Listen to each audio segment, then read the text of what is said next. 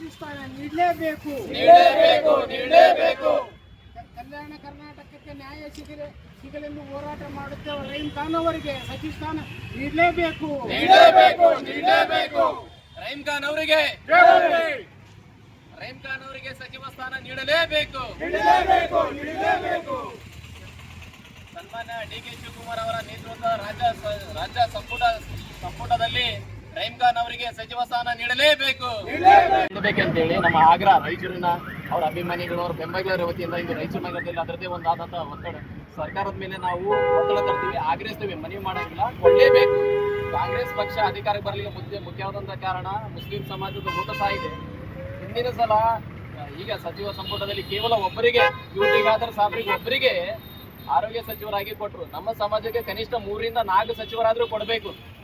4 ಸಾರಿ ಶಾಸಕರಾಗಿ 2 ಸಲ ಸಚಿವರಾಗಿ ಕಾರ್ಯನಿರ್ವಹಿಸಿದ ರಹೀಂ ಖಾನ್ ಅವರಿಗೆ ಮುಂದಿನ ದಿನಗಳಲ್ಲಿ, ನಾಳೆ ಬರುವಂತ ಮುಂದಿನ ದಿನಗಳಲ್ಲಿ ಸಚಿವ ಸ್ಥಾನ ಕೊಡಬೇಕು. ಒಂದು. ಎರಡನೇದಾಗಿ 2018-19ರಲ್ಲಿ ಎಚ್.ಡಿ. ಕುಮಾರಸ್ವಾಮಿ ಅವರ ಸಮ್ಮಿಶ್ರ ಸರ್ಕಾರದಲ್ಲಿ ಯುವ ಸಬಲೀಕರಣ ಮತ್ತು ಕ್ರೀಡಾ ಖಾತೆಯ ಸಚಿವರಾಗಿ ಉತ್ತಮ ಕಾರ್ಯ ಸಹ ನಿರ್ವಹಿಸಿದ್ರು. 2023-24ರ ಸನ್ಮಾನ್ಯ ಸಿದ್ದರಾಮಯ್ಯ ಅವರ ಸರ್ಕಾರದಲ್ಲಿಯೂ ಸಹ ಹಜ್ ಮತ್ತು ಪೌರಾಡಳಿತ ಸಚಿವರಾಗಿ ಸಹ ಉತ್ತಮ ಕಾರ್ಯವನ್ನು ನಿರ್ವಹಿಸಿದ್ದಾರ. ಇಡೀ ನಮ್ಮ ಹೈದರಾಬಾದ್ ಕಲ್ಯಾಣ ಭಾಗದಲ್ಲಿ ಅವ್ರದೇ ಆದಂತಹ ಒಂದು ಪ್ರಬಲ ನಾಯಕರಿದ್ದಾರೆ. ಸರ್ವಧರ್ಮದ ಸಂಗೀತವಾಗಿ ಎಲ್ಲ ಸಮಾಜದ ಜನರು ತಗೊಂಡು ನಡೆಯುವಂತಹ ನಾಯಕತ್ವ ಯಾರಿಗಿದ್ರೆ ಹೈದರಾಬಾದ್ ಕರ್ನಾಟಕದಲ್ಲಿ ರಹೀಂ ಖಾನ್ ಸಾಬ್ರಿಗೆ ಅಂತ ಹೇಳಿ ನಾನು ಆಗ್ರಹಿಸ್ತೀನಿ. ಅದರಿಂದ ನೀವು ಸಚಿವ ಸ್ಥಾನ, ಅವರು ಯೋಗ್ಯವಾದಂತಹ ವ್ಯಕ್ತಿ, ಯೋಗ್ಯವಾದಂತಹ ನಾಯಕ, ಸಚಿವ ಸ್ಥಾನ ಕೊಡಲೇಬೇಕು. ಇದು ನಮ್ಮ ಮನವಿ ಅಲ್ಲ, ಇದು ನಮ್ಮ ಆಗ್ರಹ.